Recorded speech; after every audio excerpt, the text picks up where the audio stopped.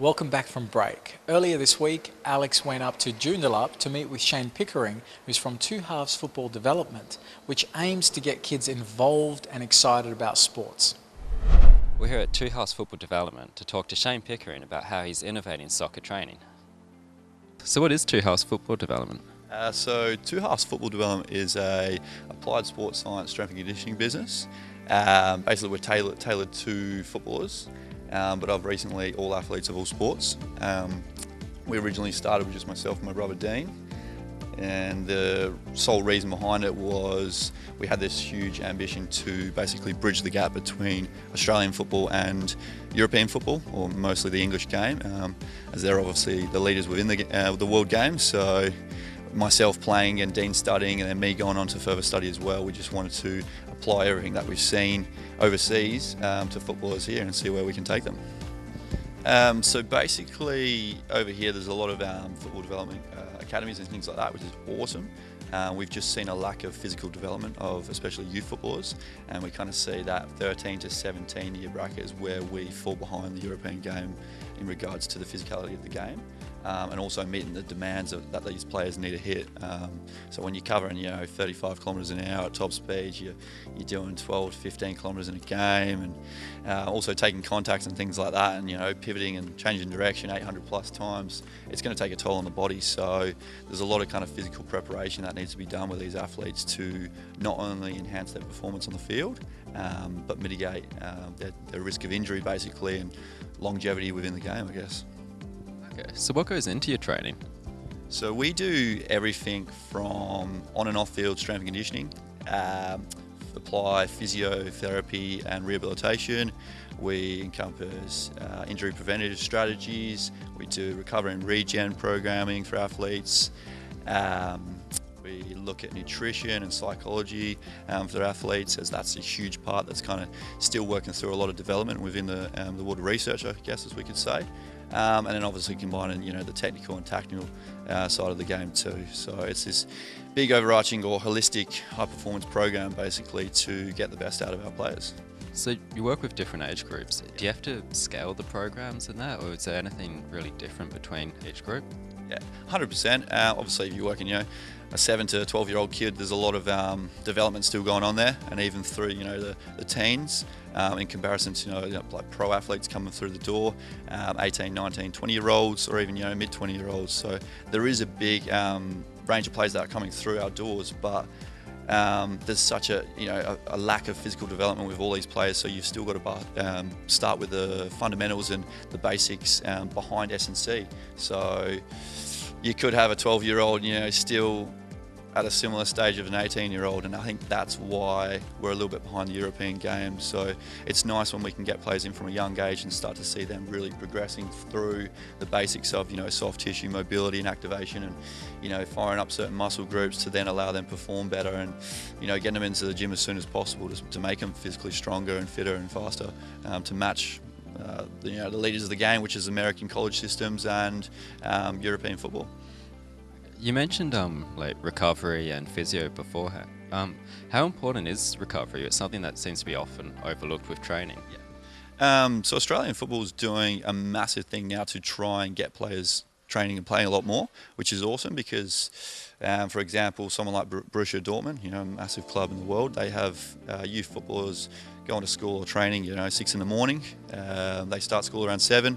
They finish at 3, 4 o'clock, so long school days, and then they're at training, 5, 6 times a week, and these are 10 to 12-year-olds.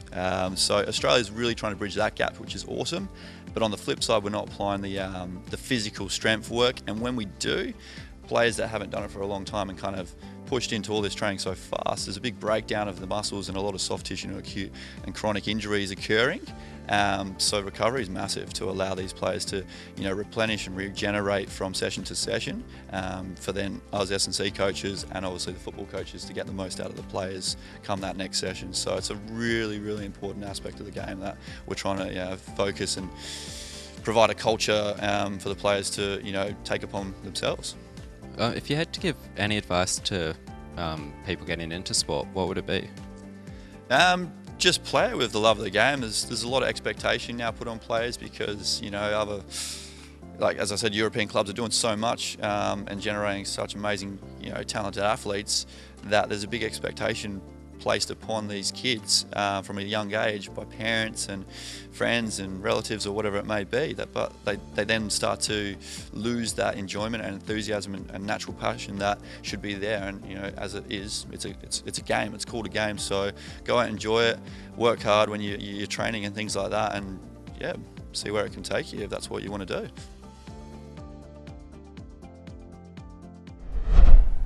It's that exciting time of the year again, and the Rottnest Swim is on this weekend. So Perth gets geared up and ready for it.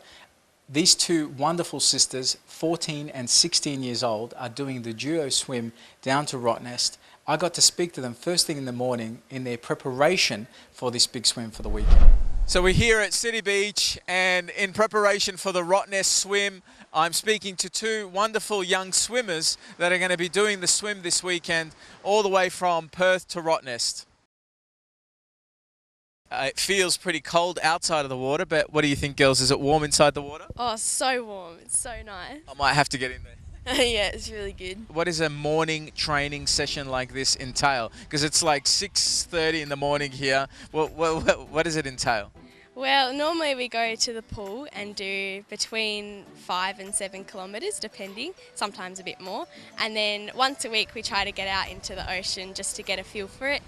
Have you already done a bit of your training this morning in preparation for Rottnest? Yeah, just did a quick swim down to the groin and back, and it was so beautiful. So Georgia, tell me, you're 16 years old and you're absolutely inspired to do this swim, which is the Rottnest Swim. Is it your first time? No, this is my third crossing. So I've done a team in 2017 and a solo in 2018, and now duo with Mika this year. Mika, you're 14, and have you done anything like this before? No, I've never swam to anywhere. I've just done like ocean swimming, and that's about it. This is my first one. And so what inspired you to get into this, to do these ocean swims? Well, my uncle did a solo to Rottnest a few years ago, and once I saw him do that, I just kind of wanted to give it a go myself. And then I did one open water race and I became addicted, and now I crave ocean swimming. So your uncle is here in this weekend's Rottnest Swim? Yeah, he's doing a team. Are you hoping to beat him? Of course. Cool, so you're doing the duo with your sister Mika, younger sister, and what's a duo entail? You have to swim in a 2, and then throughout the swim you're swapping in and out. We normally time it in intervals, so it might be 12 minutes and then it'll go down, decrease to 8 minutes to 6 minutes until we're there, really. And what sort of distance are you hoping to swim in the water to kind of cover for your sister in this duo? Oh, probably about 10 kilometres, so we do half each. Half each. Is it a total of about 20? Yeah, 20 kilometres, 19.7, but 20 kilometres. Mika, you're a sprinter rather than long distance. How do you see this challenge shaping up for you? It's a lot more different. It's in a different environment. I guess pool swimming's more of like, it's a lot more like focused, and it's quick and you just got to go fast. As in open water swimming or marathon swimming, you need to pace yourself and you need to like get in the rhythm of things, and then you just keep going. What about, how do you see this? Is it going to suit you that you've got a fast-paced swimmer? I think it would be good having a sprinter because I'm not the fastest, but I can swim all day. But Mika, it's good to have those little quick bursts, which is exactly what you need getting over there, so it's perfect.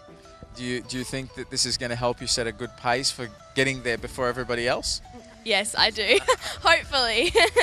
You must be the bravest 14 and 16-year-old I know that does this kind of ocean swimming, and whether it's in a solo, duo or in a team, it's still a pretty big feat. Yeah, it is big, but it's just kind of a way of life for us now.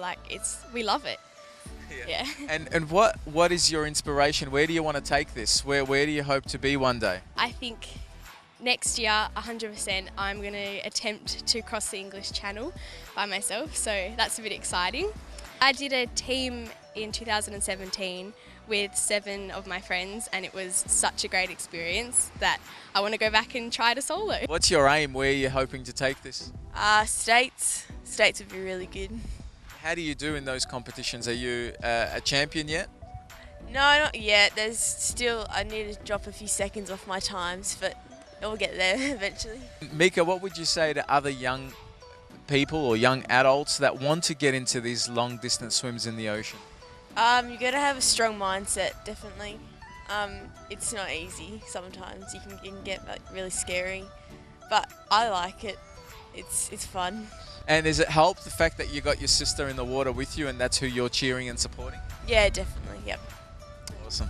And what about yourself? How do you see Mika in this? Because she's pretty brave. Is she younger than what you were when you first started doing this? Yeah, I think I was 15 when I started. Yeah, so she's younger, but I've got so much faith in her and I know she'll do a great job. Awesome.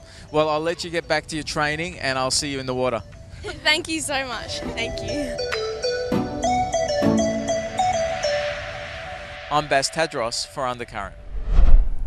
Thanks again for joining us in this episode of Undercurrent. I'm your host, Bas Tadros, and join us again next week, same place and same time.